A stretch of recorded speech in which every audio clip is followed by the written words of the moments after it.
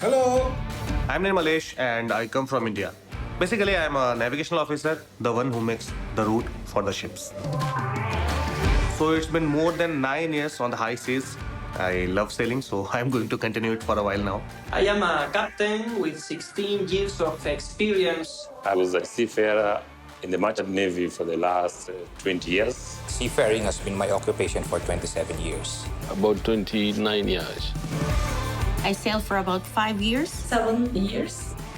I sailed for 14 years. For 15 years. 9 years. Total of about 7 years. 15 years. So what's that, nearly 20 years? Blimey. I like sailing. There are a lot of things that I love about sailing, but at some point in life, I'll need to switch to shore. Sea Fever by John Masefield. It says, I want to go back to the seas again, for the call of the running tide is a wild call and a clear call that may not be denied. I was originally at sea. I loved being at sea, standing on the bridge, like dead calm, just seeing that sunrise. It just makes you feel so alive. You have many hours looking at the sea or looking at the moon. There's nothing anywhere close to you except the ship for hundreds, maybe thousands of miles. Outstanding memories is the countries, the people, and the amazing sights you see out there. The tax-free salary, the US dollars, the food. One memory which I can never forget, being the first Kenyan to go to the South Pole. Joining my first vessel, it was like really a dream coming true. I was able to sharpen my skills. From the day I stepped on ship, it makes a man out of a boy. It is an adventure whether we like it or not. We seafarers really are resilient. It's not been easy, but it was fun. I wouldn't want to change any of it.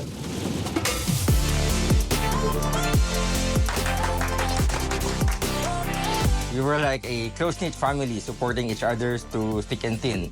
Knowing that the efforts that you make on board are serving the rest of the world.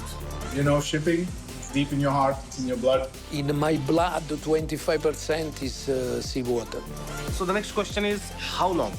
I mean, how long I will continue on ships? Eventually, home is home. You'll want to settle down and then do other things ashore. I am considering a life on shore because I want to be closer to my family. I will consider my job on shore when I become a master. Maybe one day I will have to give more time to my family, to my kids, my wife. Not now. And I'm still single, ready to mingle.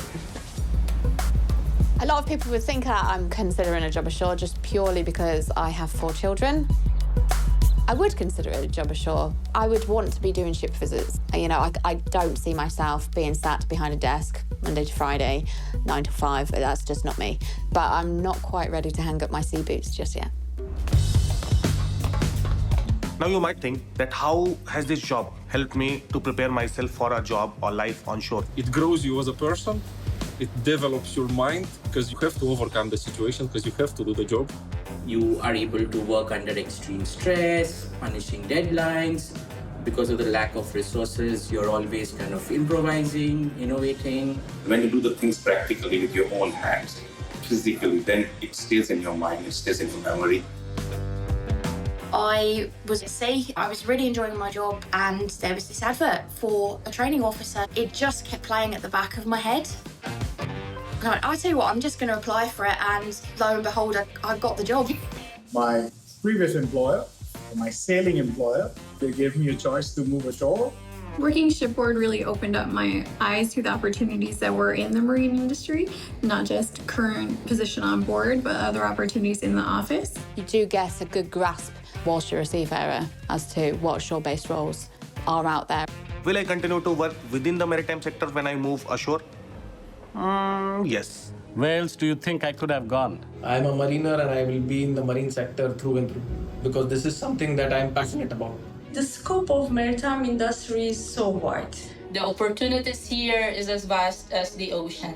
When I was still sailing, I thought once a seafarer will always be a seafarer. But then I realized there are more opportunities for us.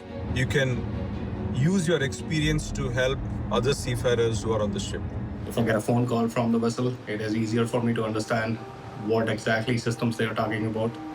It was a bit emotional for me when I had to push our crew to complete their task correctly and on time, knowing firsthand the tough conditions they are facing while on board the vessel.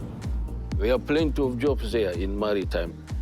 You are guaranteed of a job, whether it's at sea or ashore. And now I'm a captain. I just got promoted last contract. Yeah, congratulations. Thank you. By the time I become chief mate or captain, I would consider to become, let's say, a vetting inspector. Ever since I started in this profession, I always wanted to take up maritime law. I would love to mentor the...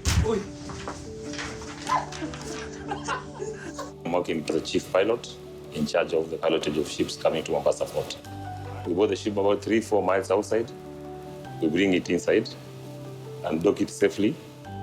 I like to share my expertise with the young generation, which will help my country, the Philippines, provide qualified and top-notch seafarers. We have to take care of the vessel's accounting, cargo operations, supplies, audits, making sure the right people are on board at the right time. You name it, we have to take care of it. I'm recognized by the flag states of different countries to inspect their ships here. So if I was not at sea, I would never have got this job. I reached a point where I was looking for newer challenges. If you want a career growth, you have to step out from your comfort zone. One of the main challenges I faced coming ashore was adjusting to the routine. At first, I missed the good food on board and had to take my own bread to work. When you come ashore, you have a huge number of people you have to deal with. And I think I can outperform myself. It is quite a lifestyle change from working at sea. When I was a chief officer, I'd come out of my cabin, I press the elevator button, within like 30 seconds I'll be on the bridge. But here, my travel time is like 2 hours.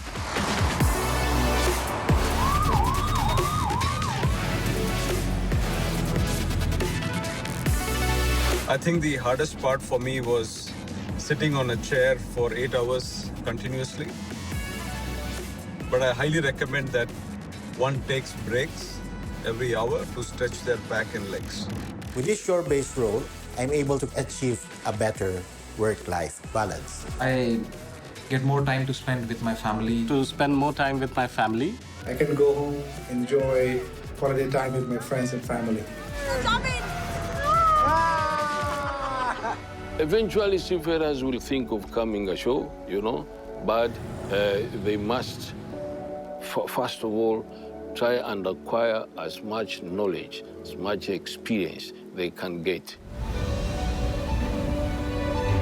Be realistic in your goals of coming ashore. Stay in the moment and do well wherever you are. I joined the Merchant Navy as a cadet. I worked my way up. Finally, I came ashore as a captain. There is always an additional benefit when you work ashore that you can always come back to the sea, given that you are fit enough. I still can go and command a ship, but I say, enough is enough. 29 years at sea.